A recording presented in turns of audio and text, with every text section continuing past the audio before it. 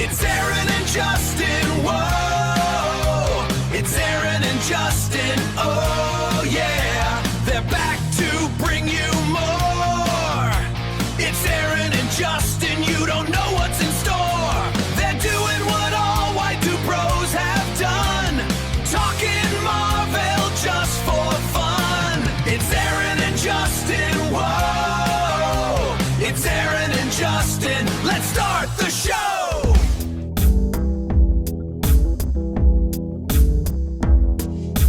Hey everyone, welcome to Aaron and Justin Talk Sequels, Marvel Movie Bonanza. What did we call it? Marvel Movie Mayhem. Aaron and Justin Talk Sequels, Marvel Movie Mayhem. We're on episode 2. Last week we talked about Spider-Man. And 77.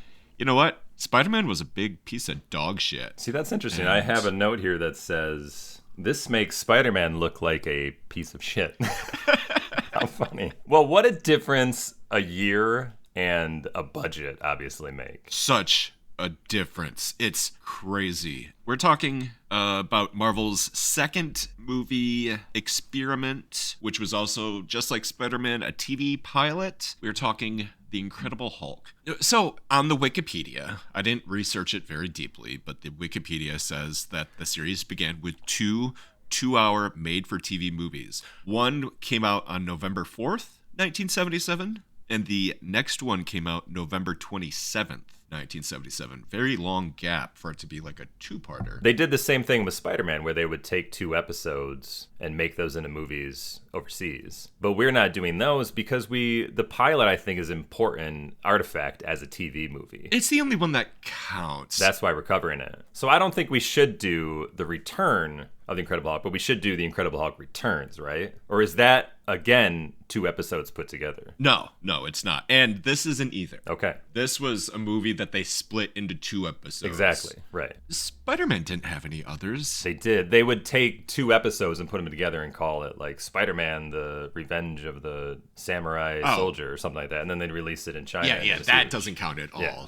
No, yeah. We're same pages. Okay. Yeah. Okay. But The Return of the Incredible Hulk was made at the same time as the pilot. It is its own separate thing. The show didn't get picked up and start airing until 78. So it is a movie. And so I still count it. And I'll talk about it. We don't have to do a whole episode on it. Well, I It's didn't not watch worth it. It would be boring. So there you go. Well, you should watch it. It's good. Mm-hmm. So we're covering The Incredible Hulk, the pilot movie for the popular television show. Yeah, what is your experience with The Incredible Hulk? I definitely would see parts of this show here and there as I was growing up, but I never actually sat down and watched an episode. And I remember you and I met Lou Ferrigno at a comic convention once. That was weird. Yeah, I'm still so mad about it. We were pretty young. Like, who cared? We didn't really know. No. We just knew that he was the Hulk in the TV show, but we didn't watch it, though. He's got a limp handshake, Yeah. and I just can't stand it. I know. I'm sorry, Lou. I met Mickey Dolenz from the Monkees. It was the same thing. I was excited to meet him, and I shook his hand, and it was the limpest. We've talked about this before, but you think it's like a thing where they don't shake too hard because people are weirdos? Well, we're dirty. You know, all those hands. Yeah. Constantly. I get it. I'll never forget it. It's crazy. This is why they made hand sanitizer. Just shake like you mean it. What were we? We were like 12. Were we that young? Yeah. Well, it was not. Yeah, it was like 94, maybe 95. And height of his fame. The follow-up movies were such a big hit. You think the 90s is the height of? Well, fame? no. Yeah. Early 90s, like spillover from the 80s. Yeah, the 80s was his time. Yeah, because in the early 90s, a guy like him was still in shape and still looked how they looked 10 years prior. Anyway, about the Hulk, my first note from watching it was, it's unusual to see a movie, for all intent and purposes, that began with a montage of scenes we will see later in the movie. What are you talking? There's nothing in there that happens later on. The montage is the story of him and his wife. Yeah, that follows. But there's a beginning, like, minute or so that's all about... Is this some weird TV cut shit that you saw? I don't think iTunes has anything different than Fandango would have. But the montage with the story of him and his wife... Could they be any more in love? It really hits you over the head. Their life together. Wow. From this movie, I have come to the knowledge that most people in the 70s died from flat tires. Just from car accidents. All tires would just blow out. Yeah, I think so. But in all seriousness, how sad would it be if you couldn't get your wife out of the car and she burned in front of you? Do you think it was impossible for him to do that? Upon a rewatch, probably because they montaged what happened in the first movie in the second part. So they showed it again, and I'm like, yeah, I guess the way the car was, the door, because doors, they kind of curve at the top. So the top was up against the ground. So it would be kind of impossible to open the door, but not so much to break the window. Sorry, I did not mean to interrupt you, but no, you saw some weird TV shit. The show Yeah. does the flashback stuff, and the movie did not. So then he goes on to be obsessed. Now, was he already studying inner strength? And then his wife died and he couldn't find that inner strength. And then he went back to work and was like, well, now I really need to figure out this inner strength thing. Or was he a doctor studying something? His wife dies. He can't find the strength to lift the car and help her. Now he's obsessed about finding inner strength. What came first? It definitely seems like he was a researcher of some type. But if he was researching that, that'd just be weird. It feels like he became obsessed after the death of his wife. Which, how long do you think it's been? 6 months. I disagree with you. I agree with you that it would be weird, but in this universe, it would be another coincidence. Just like the lady they interview, how she has the exact same story. Fucking As tire Bruce. blowing out epidemic. I gotta call him Bruce. You know why he's called David? This is what I read, is that the executives thought that Bruce was a wimpy name. Really? But that was Stan Lee's thing, the alliteration. Peter Parker, Bruce Banner. He liked those names. Scott Summers, wow. Exactly. David Bruce Banner. He's trying to identify why people can have super strength during traumatic moments because he feels bad about letting his wife burn to death. But I think he was already studying that. In the 70s, this is like Evel Knievel era, where it was all about feats of strength, stunt people and stunt drivers, stuntmen. Stuntman, yeah. That's this era, is the 70s. So that is what interested people. How do you tap into this inner strength? Wouldn't we all like to have inner strength? And I was feeling like, no, like who cares? Who cares about finding inner strength? But I got it that was his obsession. Comics back then in the 60s and 70s felt very fantastical, where they talked about questions like that. Who is asking these questions anymore? Nobody. Like, I want to know I don't think anybody. who is studying. Those are the questions, He-Men.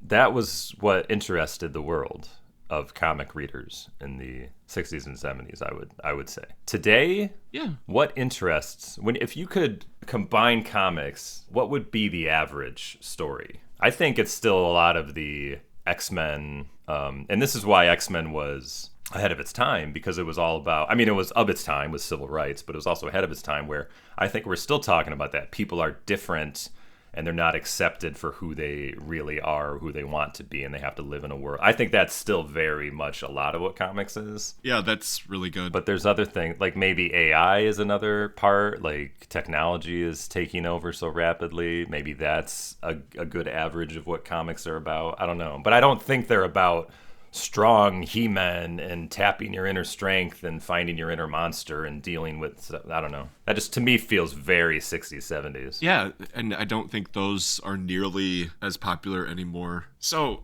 he's interviewing people that have done...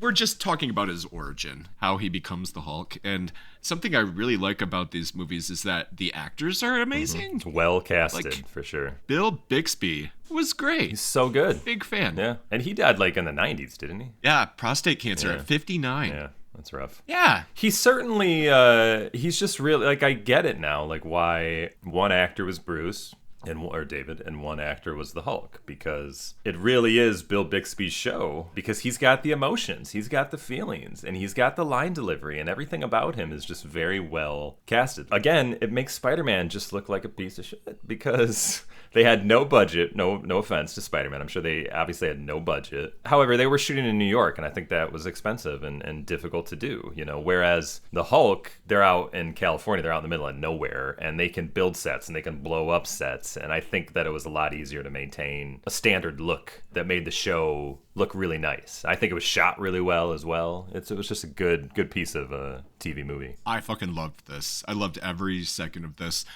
His lab partner. Mm-hmm. Do you recognize her? Like, and the show is full of actors. I didn't look into who people were, but she seemed familiar to me. She's super famous. Like, she's still around. She's still active. Okay. She's 82. She was on, like, Dancing with the Stars. freaking soap operas. She was on Falcon Crest Falcon for Crest. 9 years. Oh, yeah. She was on Dharma and Greg for the entire run. Did you ever watch Castle? I never watched Castle. I never but watched she it, was... but I know of it. You don't recognize her? No. Susan Sullivan. Should I recognize her from Castle, that show I never watched?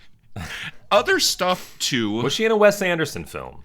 Shut up. Is that a benchmark? She was in the Kaminsky Method, Last Man Standing, Castle, Brothers and Sisters, The Nine, 2.5 Men for just one episode. Yeah, man, she was working. Voice actress working on Justice League in the early 2000s. Ooh, fun. As Hippolyta, My Best Friend's Wedding. Isn't Hippolyta like a Wonder Woman's aunt or something like that? Yeah.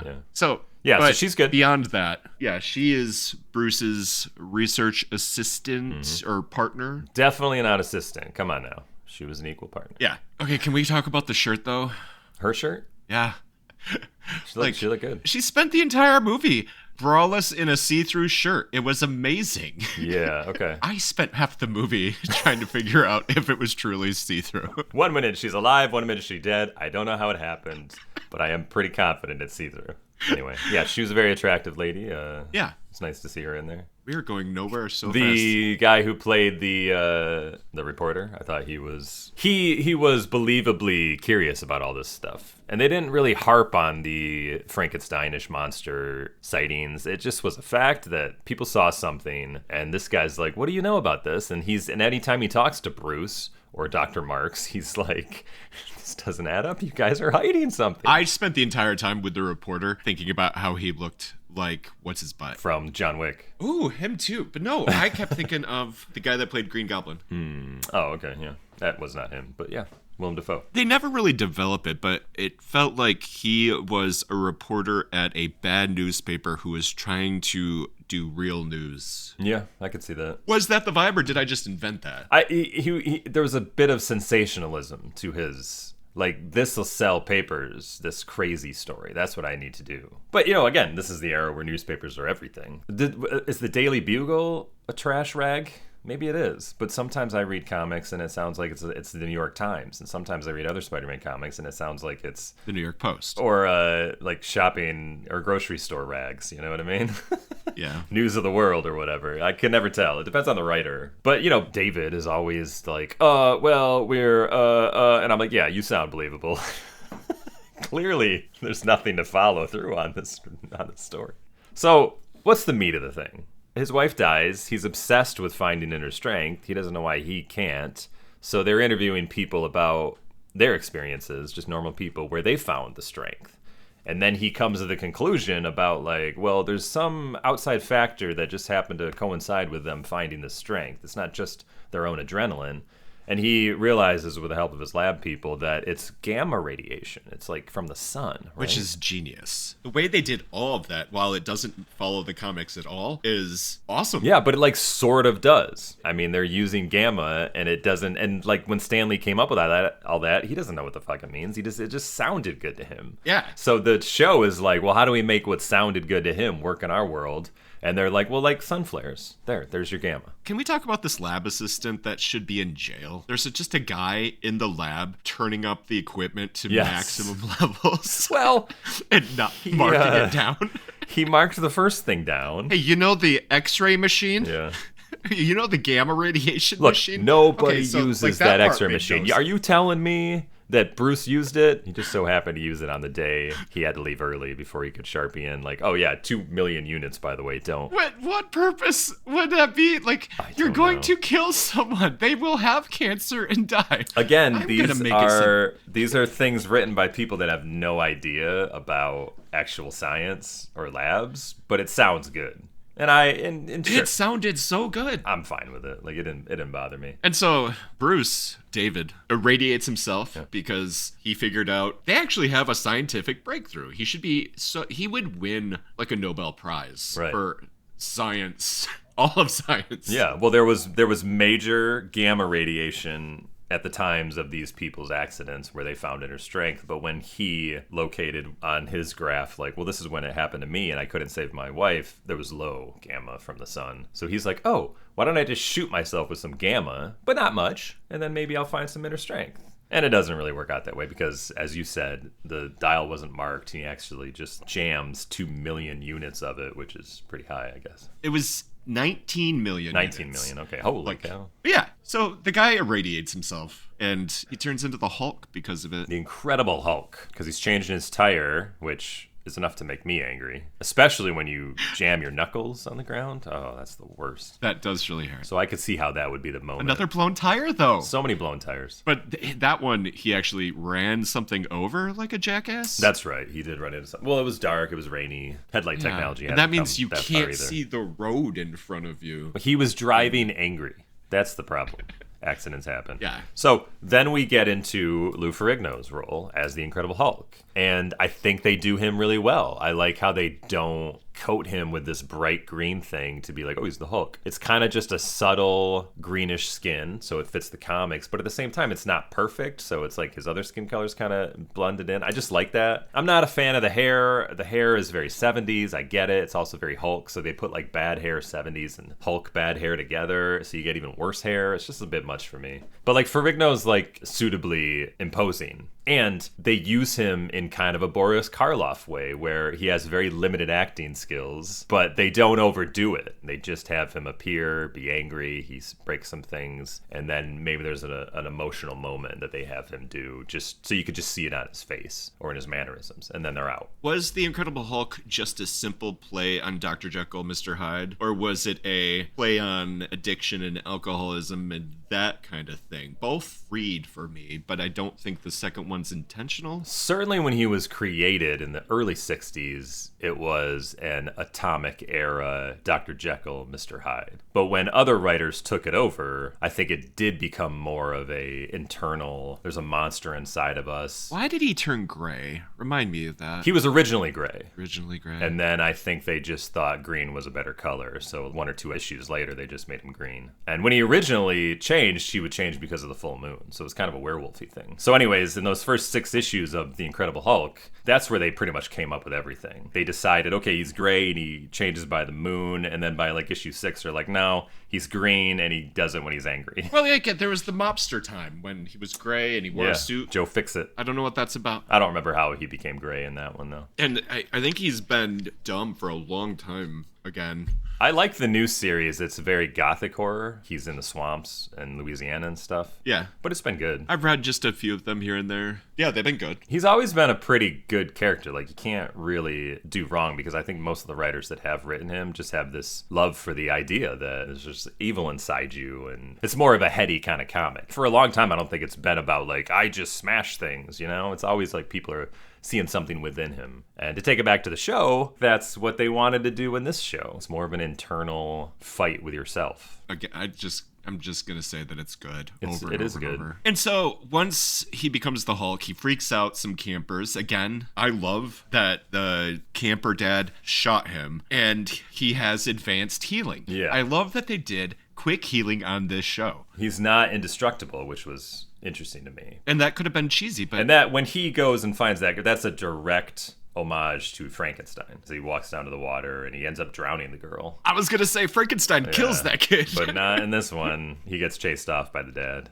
And then, you know, most of the second part of the movie is just him and the lab assistant or his lab partner, because they don't put it together that it was him. He blacks out, but he has these like, I felt the strength, but I was angry at the car, and then I woke up here, something's going on, and then the reporter kind of fills him in that people said they saw a monster. They spent a good portion trying to reenact the situation that made him angry to see what would happen. Somehow he gets angry. What does he get angry about? He has a bad dream. He dreams about his wife. Oh, that's right. He dreams, and then he turns into the Hulk. That's when the lab partner figures out, holy shit, you turned into a monster. But she holds her own, man. I really liked that she wasn't scared. She was my favorite She took it part. from a purely scientific way. Yeah. Maybe this is like kind of how they treat Black Widow and Mark Ruffalo's Hulk in the movies, because she's the one that can talk him down. She is kind of like that Dr. Marks, you know? Yeah. Yeah. He breaks out of the chamber, which was 6-inch thick steel. They did a good job of just, the Hulk is strong and he can be as strong as he needs to be. And then So they figure out it's the monster, but the reporter comes back to cause trouble for him because he really wants to get the story about this monster. And then he hides in the lab. so the reporter murders his lab partner. I don't know, it was kind of a joint reporter Bruce thing because when he finds him, there's a little bit of a scuffle and he knocks hydrochloric acid or something on the ground. And then they go out because he's like, "Sir, I need you to leave post haste." And then all of a sudden there's a big fire. And another thing where clearly they had some budget, they blew up that whole place. Yeah, they did. So they must have built it for the show. I was just impressed. They wouldn't do that shit on Spider-Man. I think this stuff is good because it was made by Kenneth Johnson. He wrote and directed the first TV movie, and so this dude created V, the science fiction franchise. He created the Bionic Woman spinoff, the Incredible Hulk series, and the TV adaptation of Alien Nation. Do you remember that show? I do. He was like the Dick Wolf of superhero type sci-fi shows of the 70s, I guess. Yeah. It just seems like as a writer, producer, director of the show, he also was like showrunner. So I think this was his vision. That's why it turned out so well. Okay, but he directed 3 movies. Short Circuit 2. No, but not the first one with the racist caricature from Fisher Stevens. No, he directed 2 movies. I'm sorry. And then he took 9 years off and then did Steel. Wow, The Shaquille O'Neal. no way, Steel. He wrote and directed it. You know what, though? Steel would be a good TV movie, but it was not a good theatrical superhero movie. I'll give you that. I just watched that not too long ago. I've never seen it, actually. It's not good. He also wrote D3, The Mighty Ducks, the third Mighty Ducks. Well, clearly his heyday was 70s sci-fi, 70s and 80s sci-fi. Yep. And then one of my final notes was I was feeling it when she died. I was so sad. I'm shocked. She was trapped in there while David was leading the reporter out. That's why there was an explosion and she was caught in it. I'm surprised she wasn't vaporized with the level of that explosion. So he's the Hulk. He's angry. He needs to get in there and he takes her out. And there is a nice moment with Ferrigno and her. And Where she's like, "I don't know if you can hear me, but I've always loved you." And it was so sad. and she dies. And she told him all that. And then at the end, he says, "I don't know if you know this or not, but I always loved you." So he didn't even hear it. Like the Hulk heard it. He didn't get to hear it. And I thought that was also sad. Really sad. So she dies, he goes away. They assume that David died as well in that explosion. Why would they do that? Yeah, is this another 70s thing where if somebody disappears and they're just like, he's gotta be dead? There was no body. Why would you assume he's dead? Who paid for that gravestone? Yeah, who did pay for that gravestone? The lab assistant who was fucking with all the machines. That's who paid for it. He definitely paid for it. You want to know why? Because he's not buried with his wife. No, that's the other thing. The lab assistant gets buried, and her coworker, David Banner, also gets buried next to her. This is just for convenience sake. Maybe she was buried near him and his wife. Maybe his wife was buried near there. Maybe the wife's on the other side. Yes. I like to think that that's a company graveyard. Yes, that's all the employees who have died. It's behind the lab. So when you go for your interview, you're like, "What is that?" They're like, "Don't worry about that. It looks like a graveyard." I said, "Don't worry about it. Let me show you your office. You'll like working here." So, even though he didn't do anything wrong, now Bruce Banner is dead and he's traveling the country. In his mind, he's dangerous. So it's best that people believe he's dead. I don't think he's wanted for murder or anything. Yeah, that's all it was. That's accurate. And then Jack McGee, the reporter, is not the protagonist, the antagonist in the show, who's always trying to figure out what's going on with the Hulk. He's the person that's going to end up causing trouble for David, I believe. But I haven't watched the rest of the show, so do they retool things? So the next movie? Yeah, talk to me. The Return of the Incredible Hulk is just a TV show, essentially, but it's just an hour-and-a-half episode. He's traveling to a hospital with a brand new X-ray machine that can do all sorts of radiation, and he wants to use it to figure out a cure. On the way, he meets a crippled woman. There's this plot. She is the heiress to a large corporation, and her stepmom's trying to kill her. With the doctor, played by frickin' William Daniels, the principal from Boy Meets World. Oh, yeah. So he's an evil doctor, and it's awesome. And we see the reporter show up just investigating the Hulk. And that's it. He interviews the crippled lady who wasn't really crippled. Good movie. I enjoyed it. And then Bruce Banner, he just goes moves back on on the again. road. He just moves on with that Yep. sad piano music that everybody knows. I love the Yeah. piano music. I had forgotten about it, and hearing it for the first time as an adult, it was great. Yeah, that's definitely one of the things that's carried on from that show is that piano music and his line, "Don't make me angry. You wouldn't like me when I'm angry." Yes, it was awesome to hear it delivered. And that's it. This is the Incredible Hulk. Yeah, Wrap we it gotta up. wrap this shit up. Wrap it up. These movies are all weird. Incredible Hulk, clearly number one. Clearly. And we've only watched 2, but I'm going to put Spider-Man at a 4. I think we're going to be in for some trouble. Unless Doctor Strange surprises us, I'm so excited for Doctor Strange. we're going to see some crap for a while, is my guess. Yeah. I don't think Doctor Strange is going to be any good. Captain America is probably not going to be any good at all. Yeah. Yeah. It's going to be rough. I'm really excited to come back to the Incredible Hulk for their 3 reunion TV movies. I wonder if the death is really where they end Bill Bixby's and Lou Ferrigno's characters. I've never seen it, but I assume so because We'll find out. shortly after that, he died of pancreatic cancer. Yeah. What year did the death come out? Death was 1990. Isn't that crazy? Yes. That this show from the 70s had their final run in the decade of the 90s. That's just weird to me. Everybody needs to check out this show. Yeah, it's a good worth show. It. It's a good movie. It's good. We're talking about movies. Yeah. And that's it. Cool. That's all. Next episode is Doctor Strange. I'm so excited. Morgan Le Fay is the villain. Yeah, right. Which is crazy to me. Like, there's actually people from the comics in this one, and that's probably bad. why it's more of a failure. Yeah. That's it. Go away now. Bye. Do you want to wrap? You want to wrap up or? That was the wrap. Oh, okay. Thanks for joining us, everyone.